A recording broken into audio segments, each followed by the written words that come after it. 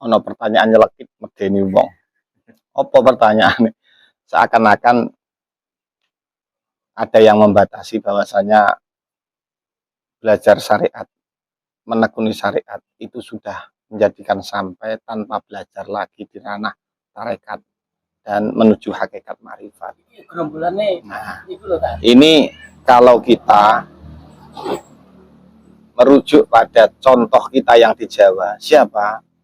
Orang Nahdiyah itu punya qudwah namanya Kiai Haji Hasyim Asy'ari.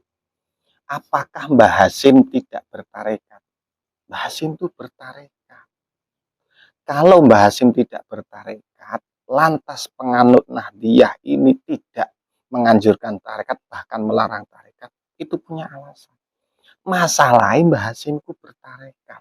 Kok ngaku pengikuti Mbah Hasyim orang bertarekat? Ini kan lucu. Repotnya meneh ngene lho. Aku budal tujuanku Blitar. Aku raro Blitar. Wis ngono ki aku gampang bingung arah. Ora manut wong sing roh Blitar, sing kulino ning Blitar. Terus dikandani wong wis to pokoke kowe mlaku rono wae. Padahal dalane menggak-menggok, dalane akeh prapatan, akeh telon, ngono ki akeh warung pisan. Kira-kira nek aku yakin nek aku pribadi gak kira teko Blitar. Nyasar yo. Wong Blitar kok kene kidul. Nah, nek aku budal ngalor, kan nyemplung segoro.